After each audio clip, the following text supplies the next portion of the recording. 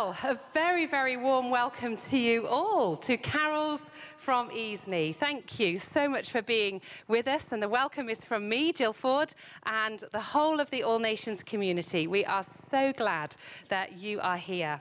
And if you are watching online, thank you for coming and joining us from the comfort of your own home. We really appreciate all of you taking time out to come and be with us in some capacity, whether in real time or in virtual time. So thank you. Well, this year our program is based on the theme of A Light to the Nations, and we've focused our 4 readings from the book of Isaiah, foretelling that God would visit and redeem his waiting people and bring healing to the world that he loves. Behind me, you can hear and see our lovely international choir, who are ready to perform a variety of songs and lead you in some well-known carols. So let's clap the choir again. That was a beautiful start. Well done.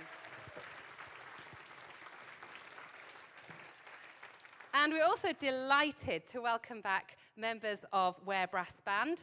They were here with us last year, and they're back again for more. Thank you so much. Let's give them an applause. Thank you. Our Advent reflection will be brought to us by staff member Ashley Townsend, and our principal and CEO, Andy Dipper, will come and give a short word of thanks towards the end. Please do join us, as usual, when we sing the main carols, if you feel able. Okay? So, as we begin, shall we pray?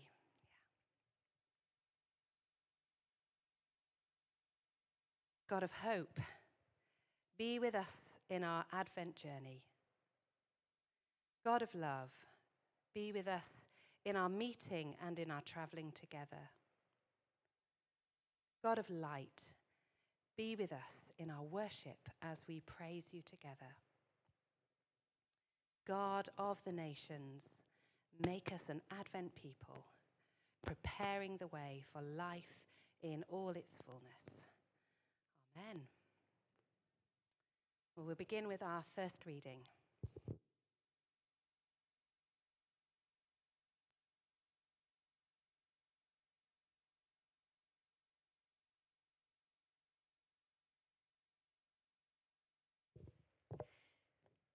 The reading is from Isaiah chapter 2, verses 1 to 5. The nations stream to the mountain of the Lord. This is what Isaiah, son of Amos, saw concerning Judah and Jerusalem.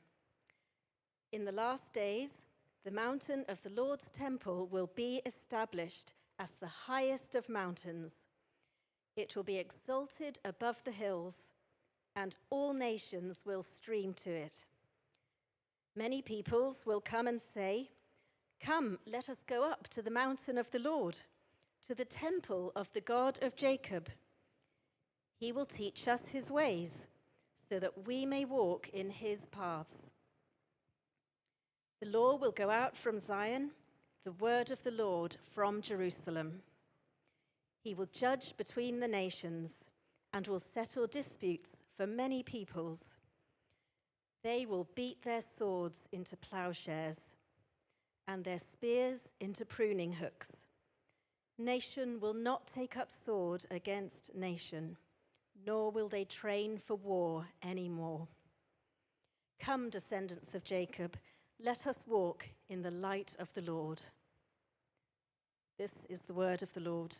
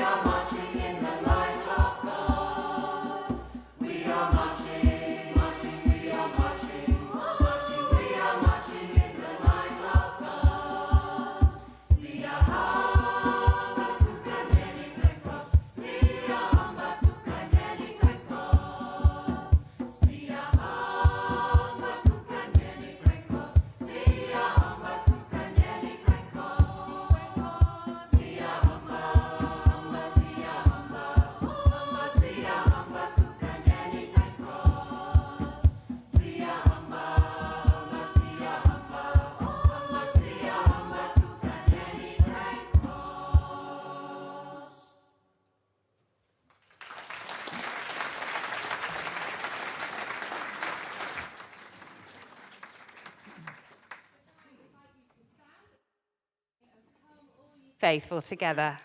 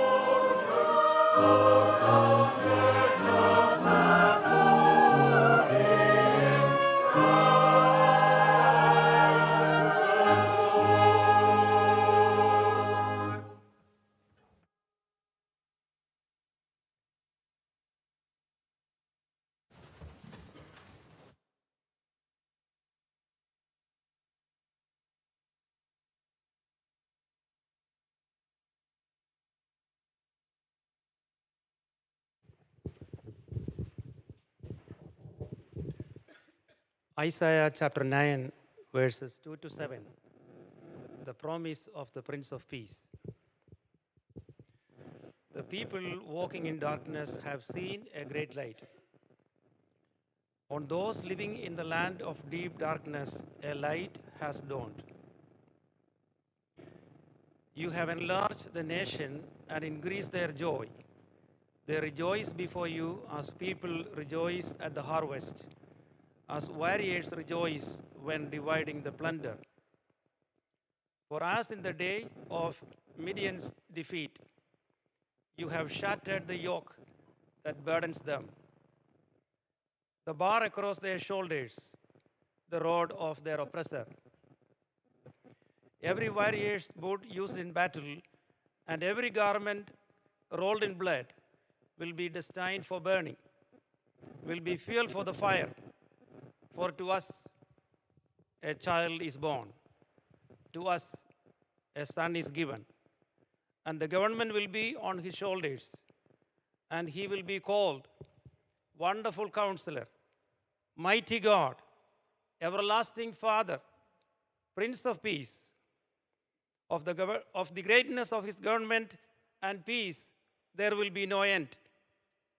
He will reign on David's throne and over his kingdom, establishing and upholding it with justice and righteousness from that time on and forever.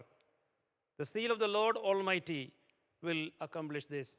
This is the word of the Lord.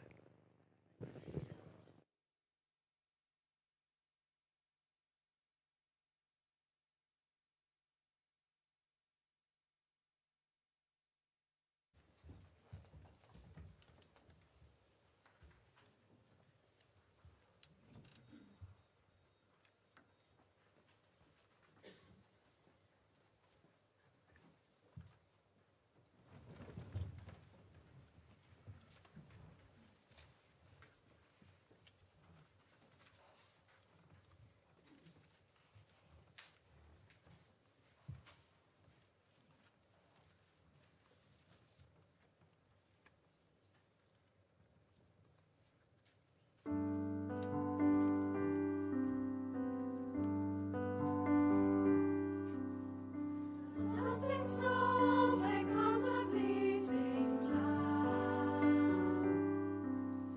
A starshine cheers a weary king. The very stars the blood tide sheds in the beginning.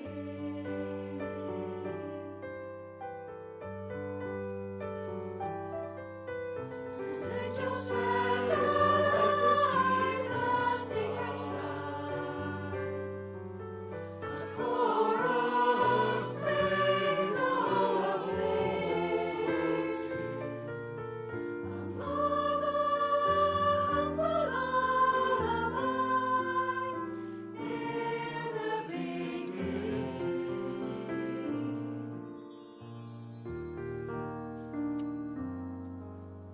The snow melts, the star declines, the blood bursts in the blue. An angel bears a golden crown on the darkest afternoon.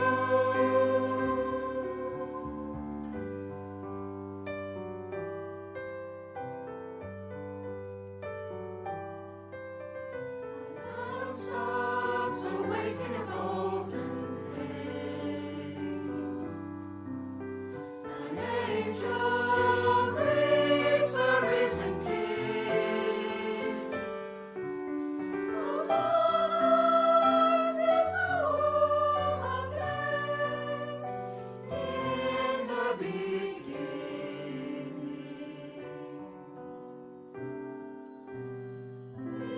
In the beginning.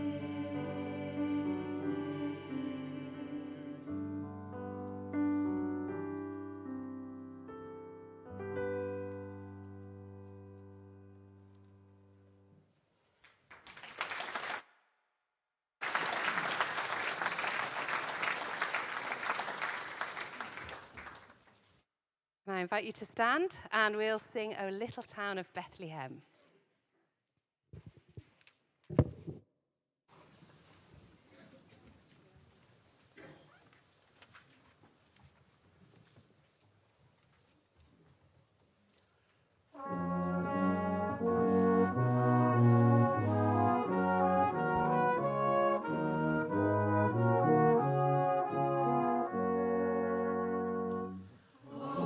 Little town of Bethlehem.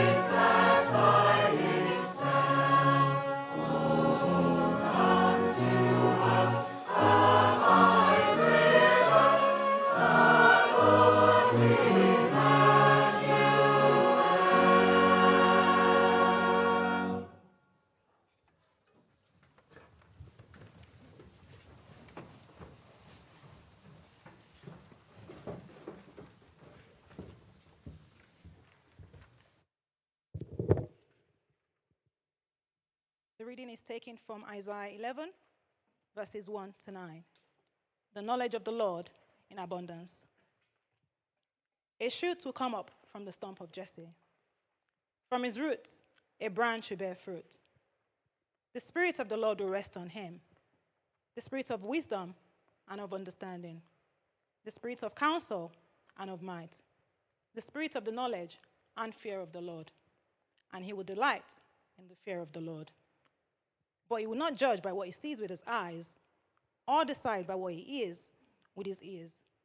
But with righteousness, he will judge the needy. With justice, he will give decisions for the poor of the earth. He will strike the earth with the rod of his mouth. With the breath of his lips, he will slay the wicked. Righteousness will be his belt, and faithfulness the sash around his waist.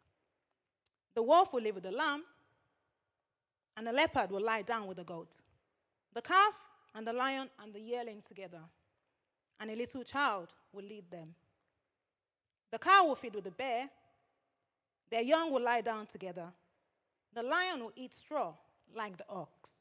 The infant will play near the cobra's den, and the young child will put its hand into the viper's nest. They will neither harm nor destroy on all my holy mountain. For the earth will be filled with the knowledge of the Lord, as the waters cover the sea. This is the word of the Lord.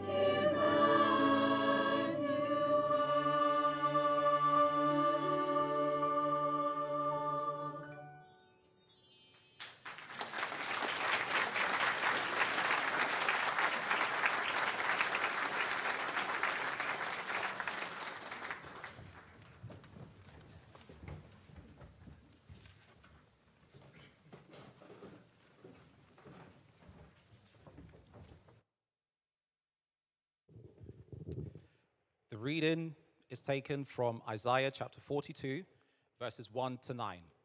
A light to the nations. Here is my servant, whom I uphold, my chosen one, whom I delight. I will put my spirit on him, and he will bring justice to the nations. He will not shout or cry out or raise his voice in the streets. A bruised reed he will not break, and a smoldering wick he will not snuff out. In faithfulness he will bring forth justice. He will not falter or be discouraged till he establishes justice on earth. In his teaching, the islands will put their hope. This is what God the Lord says, the creator of the heavens, who stretches them out, who spreads out the earth with all that springs from it, who gives breath to its people and life to those who walk on it. I, the Lord, have called you in righteousness. I will take hold of your hand. I will keep you and I will make you to be a covenant for the people, a light for the Gentiles, to open the eyes of the blind, to free captives from prison, and to release from the dungeon those who sit in darkness. I am the Lord. That is my name. I will not yield my glory to another, or my praise to idols. See, the former things have taken place, and new things I declare. Before they spring into being, I announce them to you. This is the word of the Lord.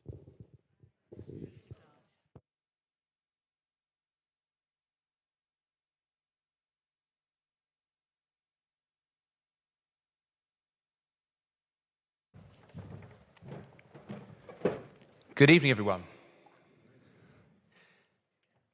My role here at the college is the maintenance officer.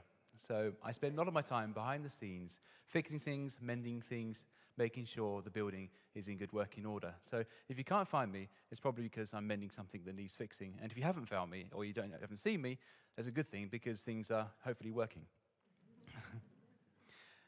My training and my background is as a carpenter.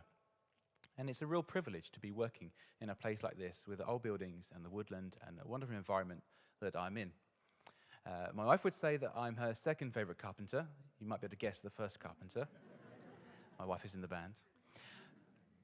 But it is a real privilege to be working here. I have to say, though, as a tradesman out and about, I find this time of year quite frustrating because it's getting dark so early.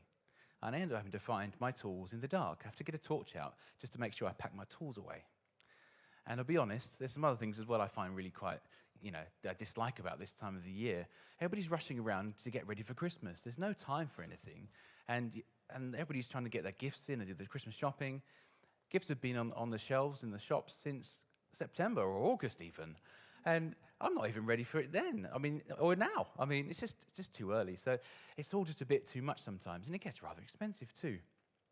And I have to say, I'm a bit of a Scrooge when it comes to Christmas films on TV. They're repeated all the time. They've been on the TV for weeks already. I'm just not interested. But as well, I have to say that I also have not always been a fan of Christmas trees. But during my marriage prep, that didn't go down too well when I mentioned that I didn't really like Christmas trees. Thankfully, though, we've found a new way, and we celebrate Christmas with a Christmas tree, and we all worked out fine. And as for turkeys, well, they're priceless this year, I think, what with bird flu. But there are some other things I really do enjoy about the Advent season. I really enjoy the mulled wine and the mince pies, the smell of all those lovely winter spices. And I love seeing the Christmas lights up in the streets, all being hung up, all decorating and shining bright. It just lifts my head to see the decorations in the darkness. I have to say as well, I love singing Christmas music and Christmas songs, Christmas carols, particularly when they're by a brass band. Aren't they good, eh? I love singing Christmas songs, and I actually put a CD on in my van for the whole of Advent just to sing all the Christmas songs. I really enjoy that. And I have to say, I also really enjoy just going around putting lights in. I spend most of my time, this time of the year, going around checking, making sure the lights are all working, because we've suddenly realized that we need more light. And so I spend a lot of my time just checking that lights are working so that people can see where they're going. And I always still find there's one more light I need to fix. It seems to be never ending. But that's the theme of this service tonight, is the light to the nations. Now, that light to the nations is way more light bulbs than I can put up. But the prophecies and the readings we've had tonight all talk about someone who is coming to bring peace, to bring hope, to bring justice, to bring liberation to a people who are in need, and most importantly, to bring light into dark situations. There was a boy born 2,000 years ago of royal descent, of a virgin birth, a miraculous birth, and he was foretold he would come to bring help to those in distress and bring light to the nations. This is why we celebrate Christmas, because we truly believe that Jesus, born in that stable all those years ago, came to fulfill all those prophecies and do all those wonderful things that were said about him, and to make a difference, and to begin to make a difference in the world and set the ball rolling and make that change. He didn't come with an iron fist or with a sword to slay his oppressors. No, he came to bring justice, but in gentleness. He came to walk beside people. He came to restore dignity and to raise up those who are downtrodden. Most of all, he came and he gave light to the nations. In some cases, he really did restore people's sight, literally. Other times, he supernaturally brought light into people's lives, bringing them freedom through setting them free from the things that held them captive. This is the Jesus that we celebrate at Christmas. But that's 2,000 years ago, so what's the point of it now? Let me share with you some of my story. As a teenager, I walked in darkness. I didn't want to admit it, but I had little direction in my life. Of course, I had my family to guide me and my friends, but I didn't really have a lot else to guide me, only the expectations of the world around me. And that soon landed me in a mess. I went off to study carpentry at college, which was great. But I soon found myself in the rough and rather crass world of the construction industry, with its rude language and its sexism and all the bad behavior that came with it. And sure, I didn't want to be like the rest, but who was I kidding? I was no better than the rest of them. I was still one of them. But all that time, I felt this darkness and this just loneliness just creeping in all the time.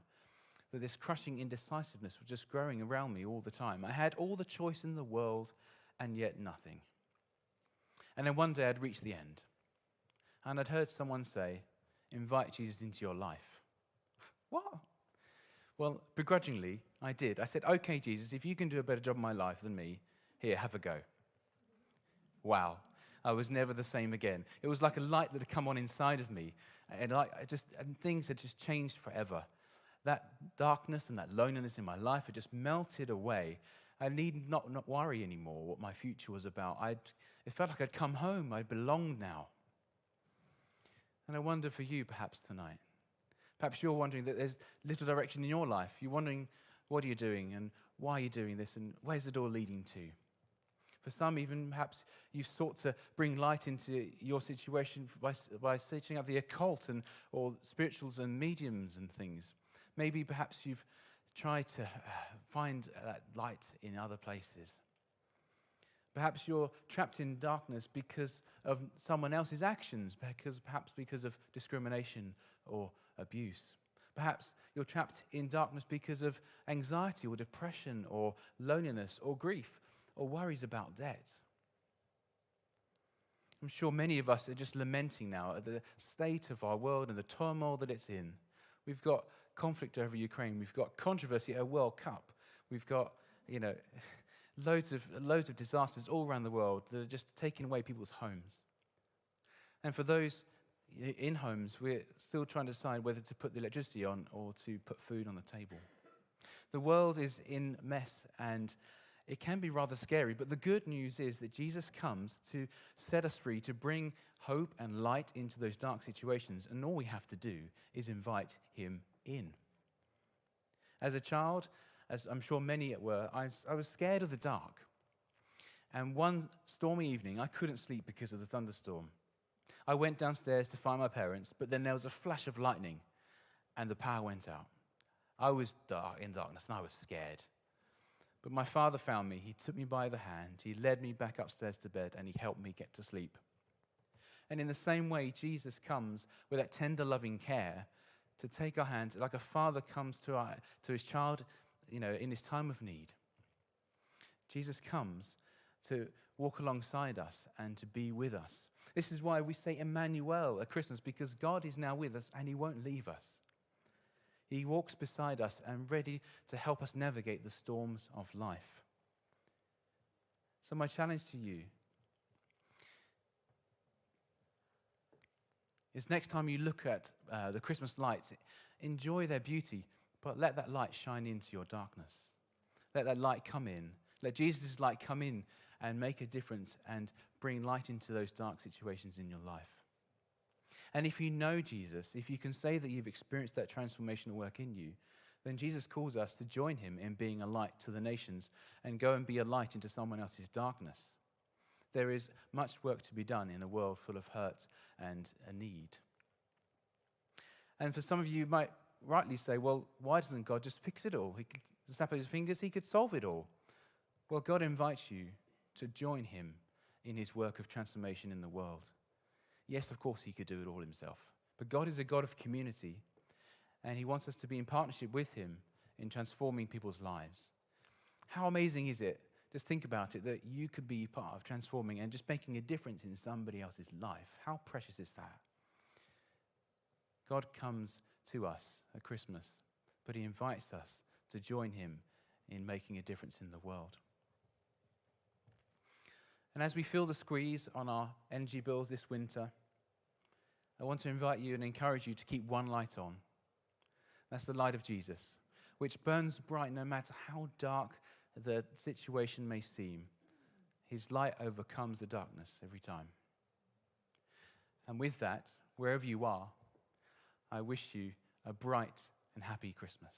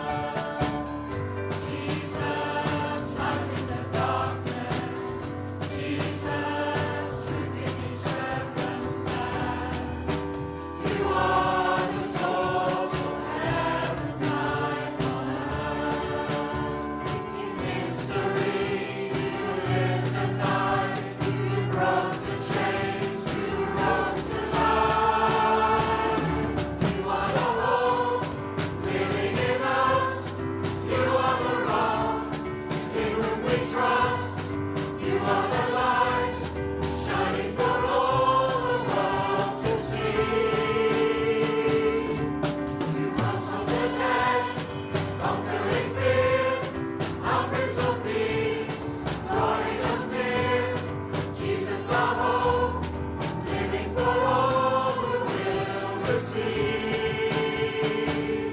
Lord, we believe. Lord, we believe. Lord, we believe. Lord, we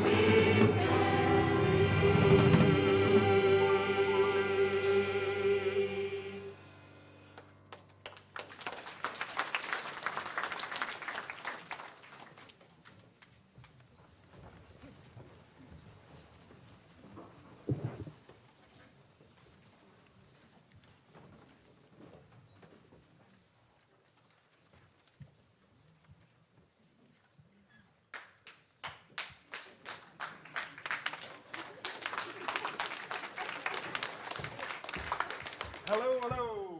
Good evening, everybody. You probably don't know me, but I'm Hugo, and I'm a very successful businessman from the Netherlands. I own a few companies, and we have quite making a lot of impact in our community. And I don't want to brag, but I think I'm one of the bigger donors to all nations. So I'm sure that me and my money, I'm going to change the world. Wait. So I am a psychologist, and I just, I've done a PhD for 10 years now, and I just love the mind. So I think, with all my years of experience, that I can change the world. No. Wait there. I am a young, handsome missionary on fire for Jesus, and I tell you, salvation has come today. Hallelujah. Hallelujah. I can share the gospel with absolutely anyone, and I am going to change the world.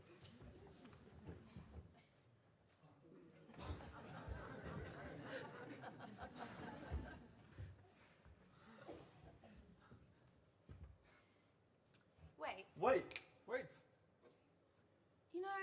Why don't we do this together?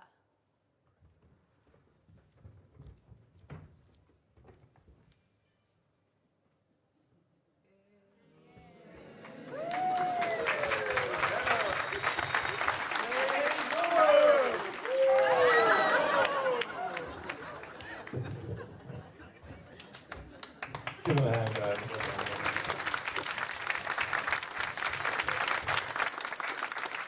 Good evening, everyone. My name is Nate D'Souza, and I'm from Cape Town, South Africa. And this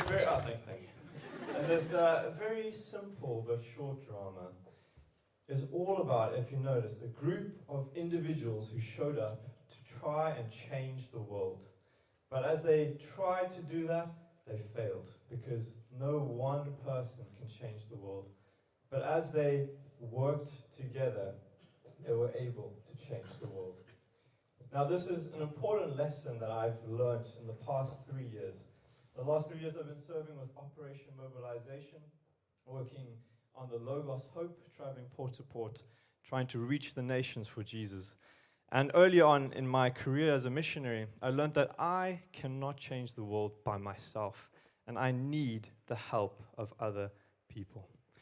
One day, me and some friends, we stood up and we showed up to Sierra Leone, and we went to a local church in a least reached village, a church of 5 people, and we worked together with this church to start a discipleship movement among Muslims. And we started with 16 Muslims, and it's been growing and growing and growing until we have about 50 people to this day meeting up to learn about Jesus, reading in the scriptures. And that was because we showed up with this local church, working together to try and change the world. And in fact, if I reflect on my own life, what changed my world was when people showed up in my life at a time when I was in desperate need, when my parents were divorced, and I was going through a time of personal depression. It was the people who came in my life, who invited me to a camp, who showed me great love, who prayed for me, who shared the gospel with me, that led me to come to faith and believe in the gospel of Jesus. And certainly my world was changed by people showing up and working together. And in fact, ever since then, I've had a desire to change the world for God. And I was fortunate to have a local church that discipled me, who invested me and supported me and sent me into missions to be able to do that. And today, to this very day, they support me to be here at All Nations, where my world is changing for the better as I'm being equipped to become a better follower of Jesus. And All Nations itself is a place that needs people. They are no different.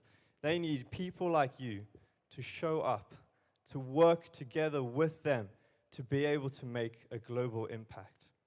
So I have one question for you today. Do you want to change the world? So why don't you show up and let's work together. Over to Andy. Do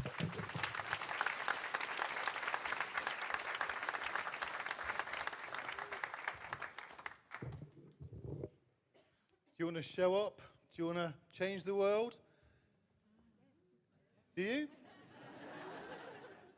Honestly, I've been here for 7 years now, and I can promise you that this term has been the best ever in my whole experience.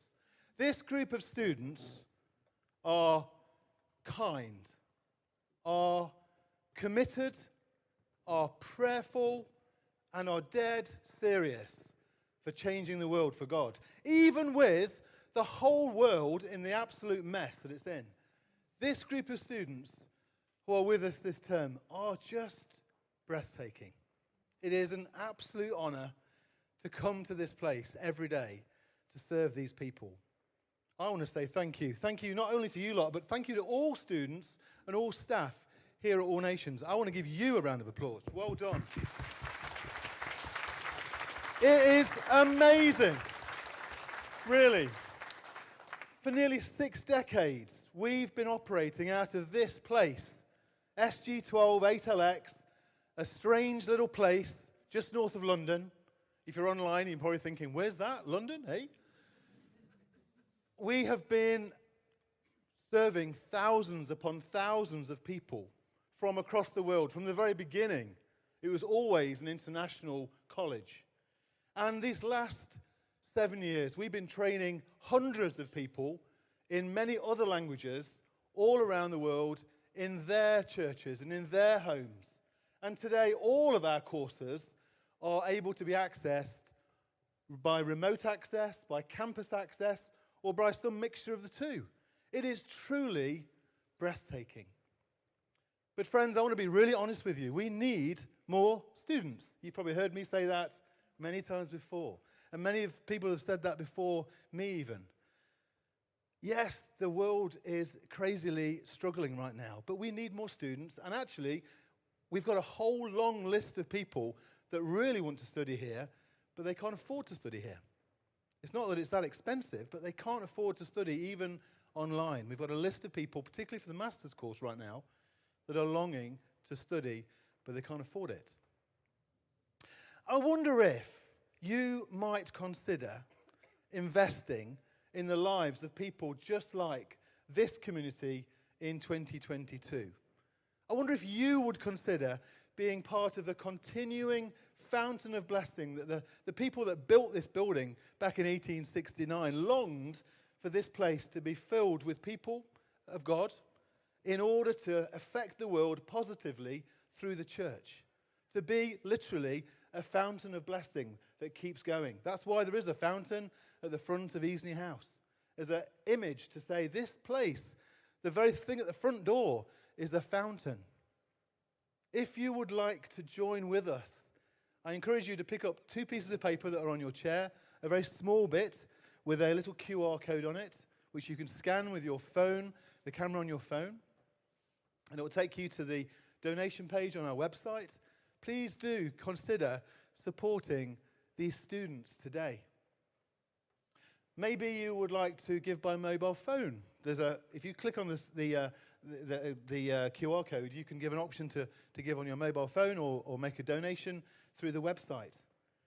Also, people at the doors, there's boxes that would love to receive your donations and talk to you about what this Fountain of Blessing appeal is all about.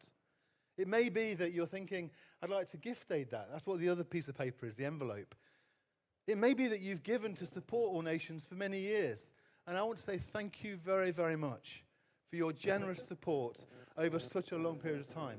We never, ever take that for granted. Thank you. It may be that this is the first time you've been up this hill and you're thinking, why is this guy asking for money? Honestly, you are most welcome here. Tonight is a night to celebrate. The light of the nations has been the whole theme of our evening together. And whatever you do tonight, make sure you leave this place being filled up and being realizing that there's a light to shine in our dark world right now.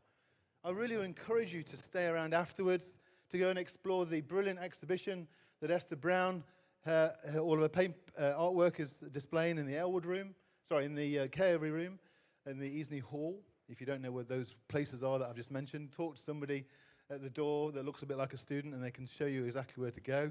There's nice mulled wine and mince pies and things. I'm really sorry if you're watching online.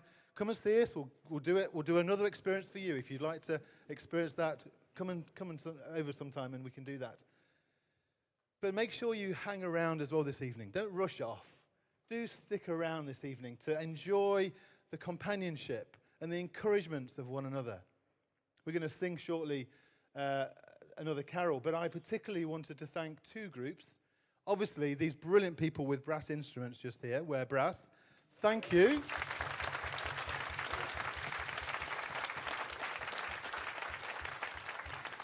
If you want to be part of the two other events that are coming up, a week on Saturday, the 10th of December, at St Mary's Church in Ware, they have a Christmas concert, and it's at the bargain price of £10, which I think you can pay for on the day. And if you want a freebie, the following week, on Sunday the 18th of December, they're playing outside Ware Priory at 3 o'clock in the afternoon. It says here, wrap up warm. Don't know why, it might be cold, but thank you to Ware Brass. And to this choir, brilliantly led by Jill, thank you Jill, and Catherine and Lee, that have been accompanying this choir. Let's give them another round of applause.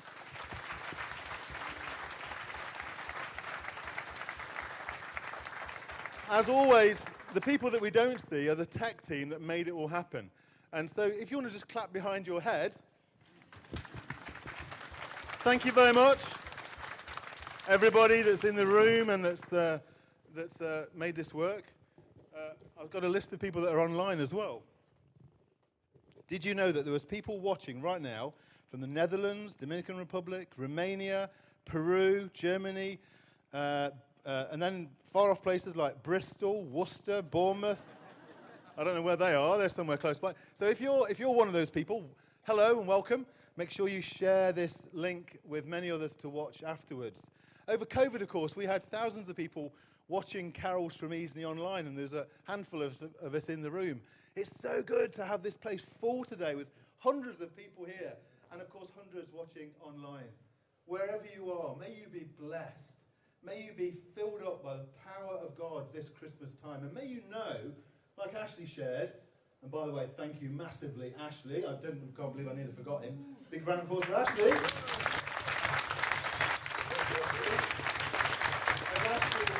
As Ashley pointed out, we have an opportunity to discover for ourselves, maybe afresh, or maybe for the first time, what it means to recognize the light that Jesus has on offer for us, that gospel hope and that amazing good news in times of darkness.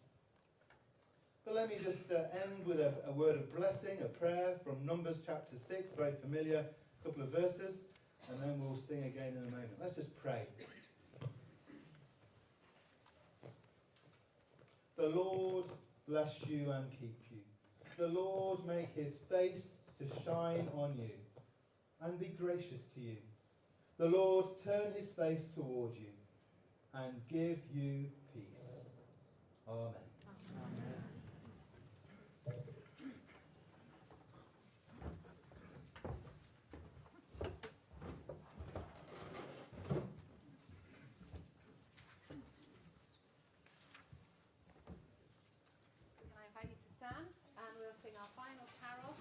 herald angels sing.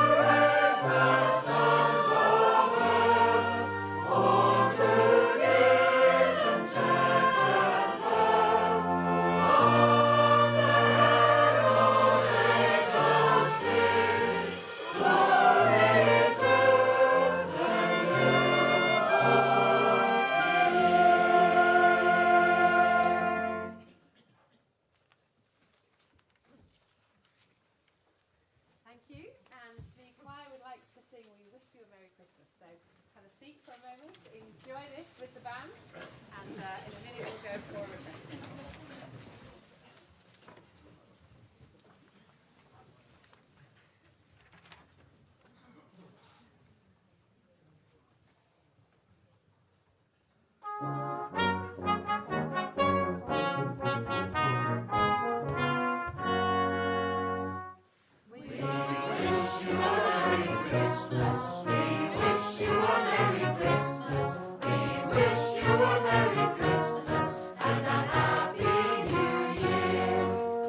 Tidings we bring.